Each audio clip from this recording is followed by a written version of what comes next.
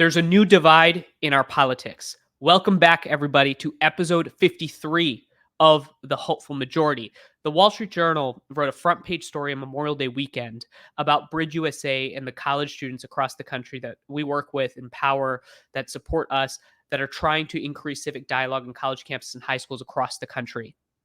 That article specifically had me quoting saying, the real divide in Gen Z is not left-right, but moderate versus extreme. Now, you might start to think, what does he mean by moderate? What does he mean by extreme? What is this real divide? Well, that's the topic of today's episode. Today's going to be a solo episode. As you know, we're doing alternates. We're doing interviews, solo episodes, interviews, solo episodes, because I think it's cool to see the different perspectives that are coming through. And I appreciate you always listening.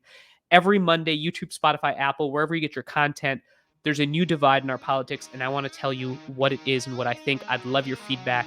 Let's get into the monologue.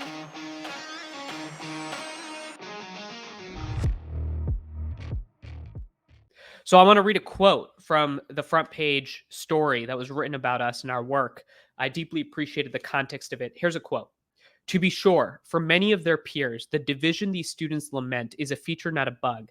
Plenty of idealistic youth perceive today's problems as too urgent for compromise and view the disruption of a corrupt status quo as necessary. Using their bodies to jam the gears of oppression is the only way some of them see to force a response from a system that shuts out their voices. As this generation prepares to steer the future course of the nation, politics will be a contest over whom the future belongs to. Over whom the future belongs to. So what are the two elements of this? What are the two different competing groups? I want to give you a little bit of context. The reason why we built the Hopeful Majority, especially for all the amazing new listeners and folks that have joined us and supported us, you may have missed some of the earlier episodes, but why is this called the Hopeful Majority and what are we doing about it? Why are we building this? It's because I think that there is a silent majority of people out there in the country that are open-minded, that are curious, that want to have the conversation, that want to challenge polarization, that believe that today's politics is too toxic, that think that the loudest voices in our society dominate the conversation and are not actually interested in solving any of our damn problems. Our job is to figure out how to elevate this silent majority, because I think that at this moment in our politics, we're actually not as divided as we think we are. I think what's happening is that you have vocal extremes from across the political spectrum, that control the microphone, and specifically what they're doing is they're focused on dividing, they're focused on breaking. They believe that the way to create change, the way to realize their vision is to win at all costs, a zero-sum mindset toward politics. And you manifest and see that in the protests across the country on college campuses. You see that in our electoral politics. You see that with our presidential politics. And the reason why I want to start getting at this new divide, the reason why we're building the show to elevate people like you and I that believe that we need to be open-minded, that regardless of whether or not we stand on the left, the right, the middle, blue, green, up, down, doesn't matter. The fact is that all of us are united around a temperament, a mindset. That temperament and that mindset is anchored not around an ideology, but around a way of thinking. It's not about what we believe, it's about how we believe. So, with that context in mind, that's why we built the show, and that's why it's growing. And that's why people are listening. That's why we're having these nuanced conversations. We had on presidential candidates to discuss and engage. So, why is that relevant right now? You take a step back.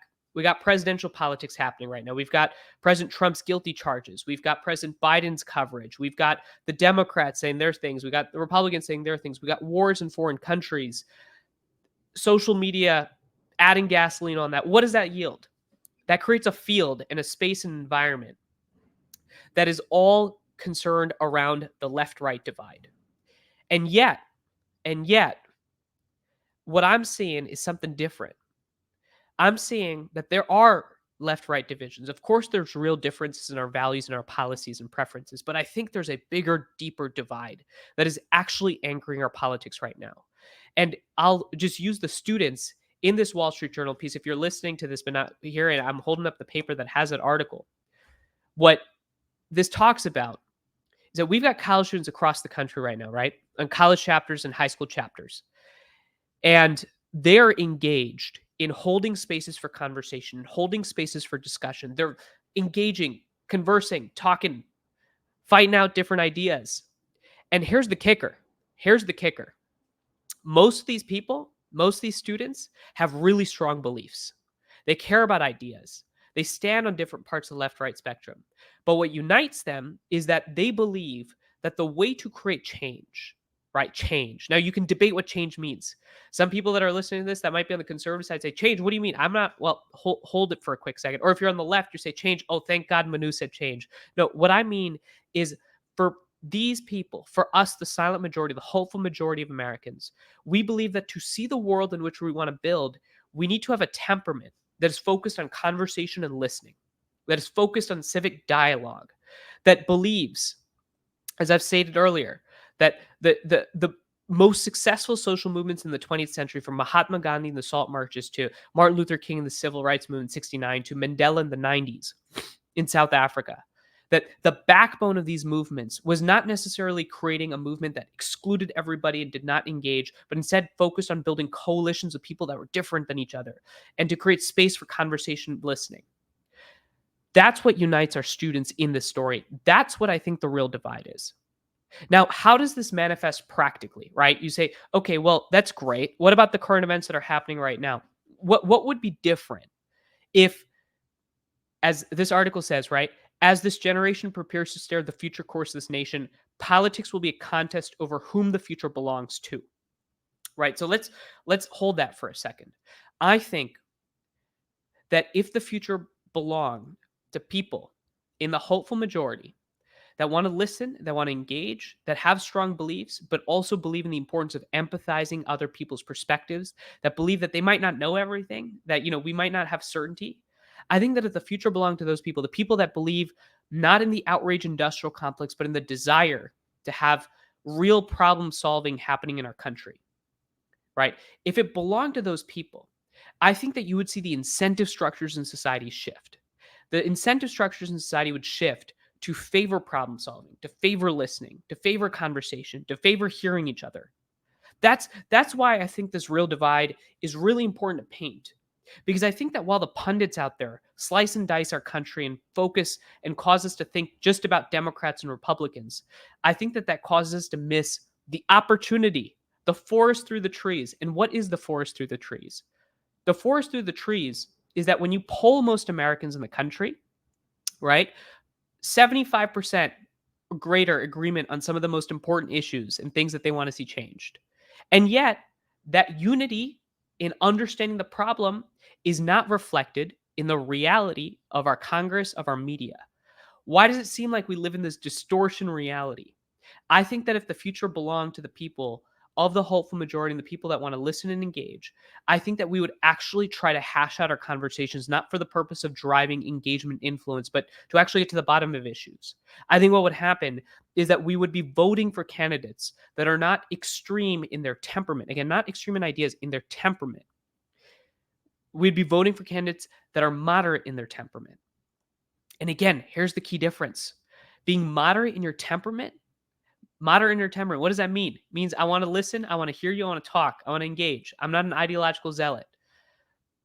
That does not mean that I don't have strong beliefs. So you can be ideologically extreme and moderately temperamental, right? Get what I'm saying? So I think that if the future belonged to those people, I think that you would be seeing candidates changing how they engage, their tactic of politics. I think that you would start to see the gears of our government turning more effectively. And I think that's why it's so especially important at this moment for us to be active, for us to be engaged, for us to be able to listen to people that are different ourselves. But here's the kicker. Here's the challenge to this work. You want to know what my fear and challenge is? The fear and challenge is that the people that have a moderate temperament, right? The people like you and I, we're also less likely to be loud and vocal because that's not in our nature, right? That's not in our nature. So if you saw some of the more recent episodes we've talked about, especially episode 52, where we had on Isaac Saul, who's founded a media company called Tangle that's focused on nuanced political coverage, right? He talks about the fact that you just don't hear these moderately temperamental voices. And so I think the secret right now is, yes, there's real divisions over tax policy and over abortion and over hot button issues like gun control. Yes, those exist. But I think that the fundamental divide, the precondition to solving any of those issues is for us to actually win the real battle. And the real battle is whether or not we can even talk about those issues. The real battle is whether or not those issues are even operating in a battle space where people are willing to listen to each other. What we see across the country with our Bridge USA chapters, or we see young people actually saying, hold on, at a moment when everybody's telling me how divided we are, at a moment when everybody's telling us to hate your neighbor, at a moment when everybody's telling us that the person that votes opposite from you is irredeemable, right? They're saying, no, what we're going to do is we're going to do the courageous act of actually listening. We're going to do the courageous act of actually talking to people that are different than us. We're going to do the courageous act of actually holding on for a second and taking in their thoughts, not for the purpose of changing our minds necessarily or their minds, but for the purposes of understanding why we actually disagree. And I think in our country, in our political moment, the secret to fixing American politics is for us to first understand what the real divide is. And then the second step is for us to recognize that if the real divide is not between left, right, but between people of moderate temperaments and extreme temperaments, I think then we can actually start to change the way we have the conversation. I'll end with this. I shared this on actually episode 4, believe it or not, which is almost a year ago. I know that's crazy. And I appreciate you sticking on and listening. So, around episode 4, someone said, well, you say that we're not that divided. You say that it's a question of the vocal extremes. That sounds like a good talking point, right? But there is real division. I said I agree, but let me tell you something. The number 10. Why is the number 10 important? 80% of all user-generated content on social media is generated by 10% of users. There's 100 million users on Twitter. 10 million of those users are actually posting the content.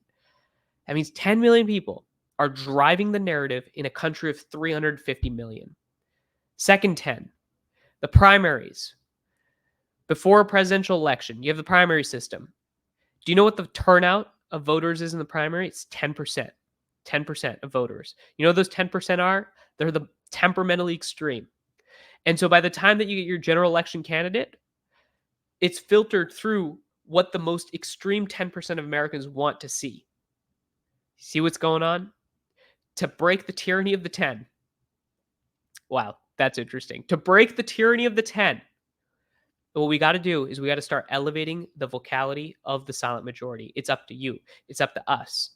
I think this is especially important in a presidential election year when we will have to ultimately pull the ballot box, right? We're going to have to vote. We're going to show up. There's going to be a split. Polls show 50-50. Means 1 in 2 Americans you're probably going to disagree with. But remember that at a time when everybody's telling us how divided we are, I think it is the most courageous thing to say, hold on, there's a new divide in our politics. And that new divide is not between myself and my fellow Americans. It's between the vocal extremes and the silent majority. And this silent majority has very diverse ideas, very diverse beliefs, has really strong ideas, but we're all united, not in our what, but in our how. And that is how we take back our politics. And that, I think, my friends, is my view, is one of the secrets to evolving and challenging our political system and to making it something more effective, more better, and something that actually solves our problems. That's my thought. And I know that there's going to be people that listen to this and say, I don't know if I agree with that. That's the point. That's the point. All your feedback is welcome. Hey, I'll see you next episode, because next episode we've got on one of my favorite guests, repeat guests, Monica Guzman, who I'm so incredibly excited to have a conversation with. And until then, if you're new to the show, every Monday, you know the drill. YouTube, Spotify, Apple, wherever you get your content, that's where we are. And I'm excited to see you next week. Remember, the secret to American politics, the real divide. Not left, right. Not left, right. I'll see you next week.